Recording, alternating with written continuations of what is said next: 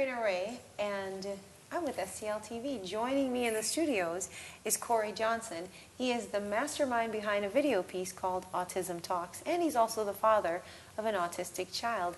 Corey, tell me what led you to put this piece together. Well, it started when I wrote an essay a couple of years ago for BJC today, and well, I was going through some dark times in my life when I found out my son had been diagnosed with ASD, Autism Spectrum Disorder. And I did this piece to help free others, other people that were going through the same thing I was going through. Well, let's talk about what you were going through.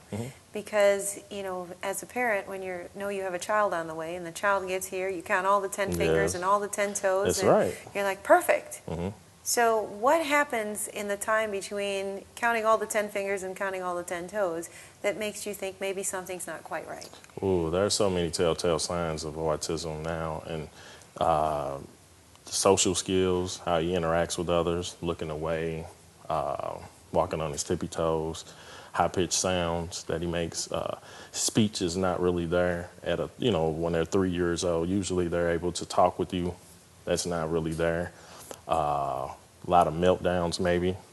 Were you experiencing these things with your son? Everything except the meltdowns. My son didn't do the meltdowns. He didn't do them a lot, let me say that.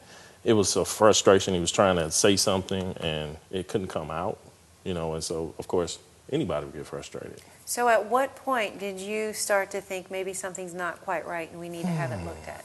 Probably about 3 years old. I would say I took him to the doctor and had concerns because most 3-year-olds at that time were kind of talking. My son he wasn't talking. He wasn't pronouncing his words correctly. He was more so screaming. And other children were almost having a full conversation with you. So talk to me about that experience. What happened when you went to the doctor? How did it go? Well, when I went to the doctor, it was in October actually. By then, I had all my suspicions. I was still in denial, and I knew something was wrong, and I wanted to be vulnerable with this doctor and just ask. I asked her a very serious question. Do you think something's wrong? And she told me, I think something may be, but let's get them tested just in case. And we set up a Dial 9 test through the special school district and got him evaluated. And they gave him a diagnosis of developmental delay at that point in time. Okay. Tell me what that meant to you when you heard those words. Developmental delay. I knew it in the back of my mind, but I didn't really want to face it. It's kind of, when someone tells you something about your child like that, you know already. So I knew, but I didn't want to accept it at that point in time. So. How did you come to terms with that? Coming to terms with it. Have you come to terms with Yes, it, or is that yes. an ongoing No. process? Is it an ongoing process? No, I've come to terms with him suffering from ASD. Is it an ongoing process? Yes.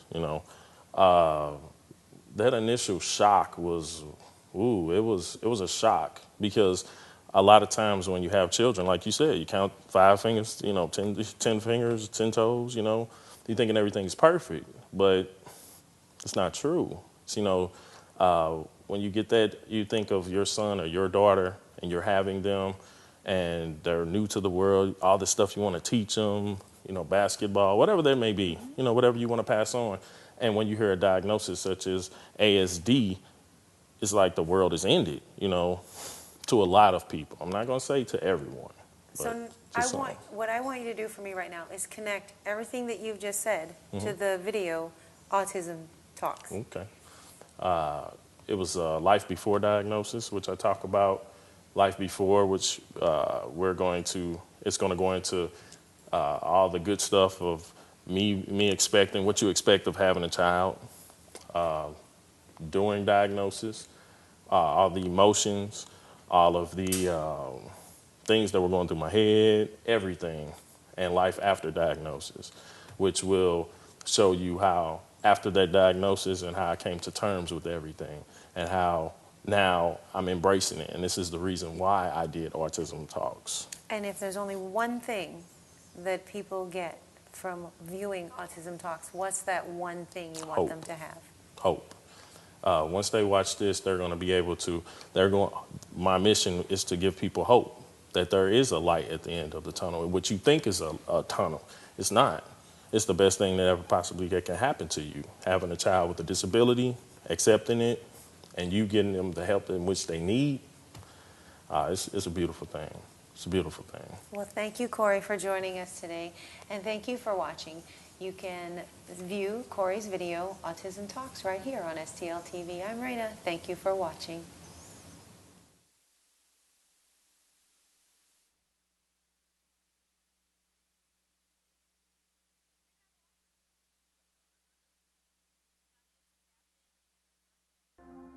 Symptoms: embarrassing, repetitive, anger, disorder, shame, diagnosis, guilt, childhood, confused, communication, uttered, denial, developmental, disappointment, restricted, autism-free. Autism Talks is a discussion about the other side of autism, the caretaker's side from a parent's perspective of life before diagnosis and life after. Autism Talks is real people, real candid, real informative. I'm your guest host, Bobby Norfolk, and today I want to introduce you to the creator of Autism Talks, Corey Johnson, and his story. Corey is a special young man who understands the hardships of sons growing up without full-time fathers.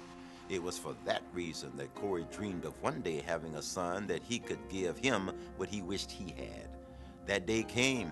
And like most new parents, Corey greeted the arrival of his new child with the fleet-footed dreams of the future and life before diagnosis. As a child, growing up, I didn't have a father figure full-time. So therefore, it was very difficult, growing up without a father. It's pretty difficult, but I decided then that once I decided to have children, especially if I had a boy, that I would make sure that I was there. Being a good father is important to me. It's important on so many levels because having the absence of a father, it really messes with you as a young man. You're really kind of lost. You really don't know the do's and don'ts. You have to go through kind of searching on your own of a lot of things. It's very difficult as a young man coming into manhood without that peace. And I didn't want my son to have to go through these things. I wanted him to be able to relay everything, all the actual things that I've messed up on, my mistakes, and I can make sure that he doesn't make these same mistakes. And share things with him, such as playing basketball, anything that he would like to do. I wanted to make sure that I was there every moment I could be. So on June 18, 2007, I was blessed to have a baby boy, Mr. Corey Johnson. And that day is a day I'll never forget because Corey that day was actually born with high bilirubin levels. I wanted him home. His mom wanted him home. I wanted him home. And that day finally came. It was a week later and Corey was home. And it was a really great feeling to actually have him home. We had been through a lot as far as the high-risk pregnancy. Now I can actually bond with my son. It was a great time. Everything at that point was going smoothly up until about 2 years old. And about 2 years old, started noticing little things that wasn't normal, what we would call quote-unquote normal activity for a 2-year-old. Started noticing, of course, the running, the tippy toes, the high-pitched sounds a little bit, which I was in denial then, I know, but at that point I didn't want to hear that because I was just thinking that every child actually grew at a different rate than every other child. There were some 2-year-olds that were saying words, counting, stuff like that, and my son really wasn't at that point in time. He was doing some things that most 2-year-olds weren't doing. at that time. But I put that as that my child is, this is what kids do. I wanted him to grow to who he was, and I didn't really want to put a label. And at that time, I wasn't going to put a label on him. I kind of let it go on for a while, by 3. It got a little better, but it didn't. And I think I was more so in denial at this point of really accepting the fact that something may be wrong. I always chalked it up as that my son will come to when he's ready. He will. Every child doesn't develop the same. I found a lot of excuses to hide my pain and how maybe something is really wrong. Corey started with so many preconceived notions, yet something was wrong. His child wasn't progressing as expected. Had the gods altered the plan without conferring with Corey? With his dreams shattering, Corey found himself in a dark place, floating down the river of denial to diagnosis. And in October, I took him in to get his shots, get his, regular shots or whatever. And I had discussed with the doctor then, and I had concerns.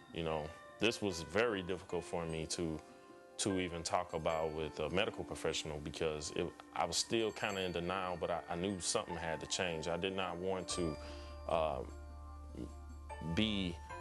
I didn't want to have this feeling no more. I wanted some clarity at that point. I wanted him to get the help that he possibly needed, and I wanted to let my guard down and be vulnerable with this doctor and tell her about how and what I'm seeing and how it's not right. Something's wrong.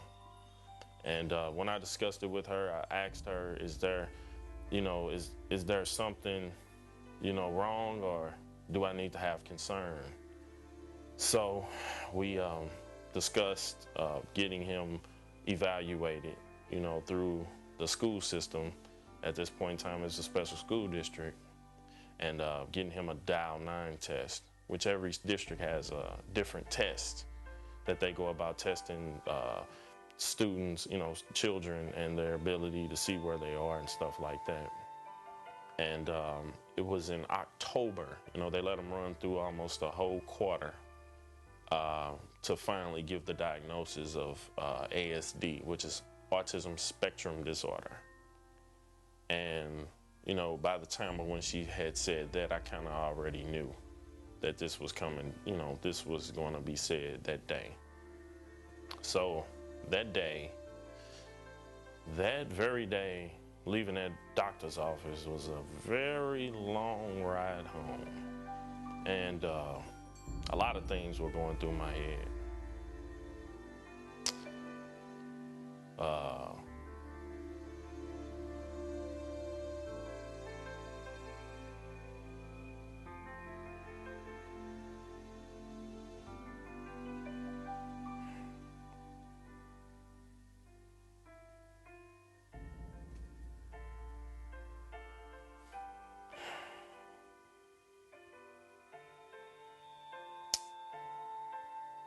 lot of things.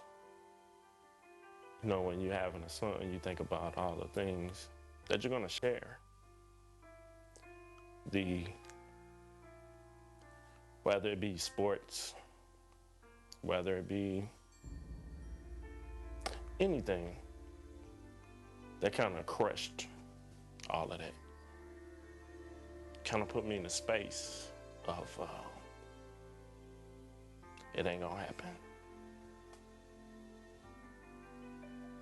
That was difficult.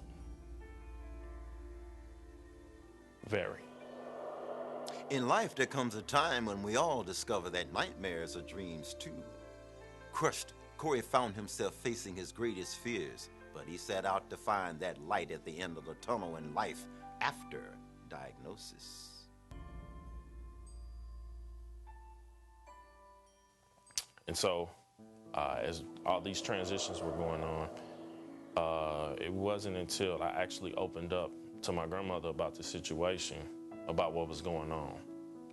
And from that talk I had with my grandmother, I wound up talking with other people about it, talking with them and opening up a little bit about my son and the situation that was going on.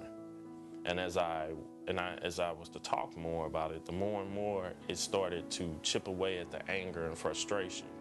It started to chip away at all of this stuff. And so as I started doing that, I started seeing my relationship with my son and my relationship with all of, in other areas too, kind of, they were getting better. That night I started writing. I started writing the story out from beginning to end that night.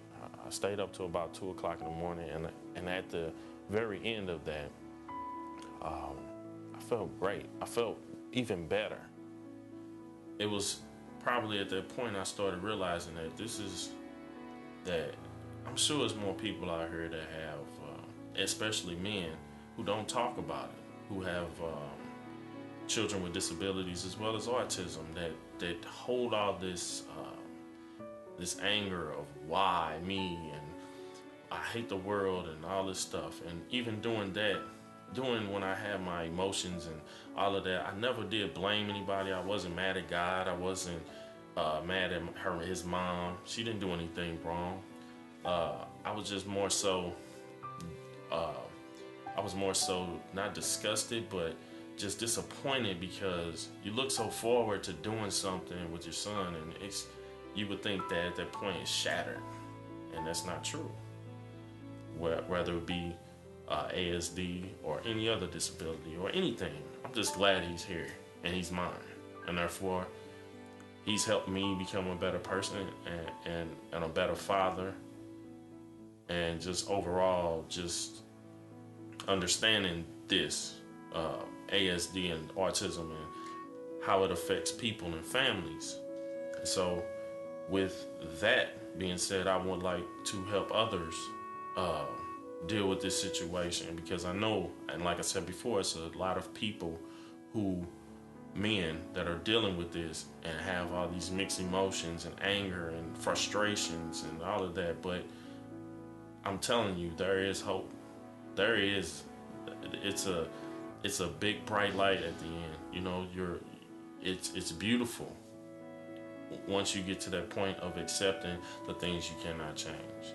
And once you get there, you're able to talk freely about it. You're able to express yourself. You're able to not be embarrassed, or not be able, not when you go out somewhere, you feel embarrassed because your son is yelling and screaming. You don't feel embarrassed anymore, because you've embraced the fact of this is who he is.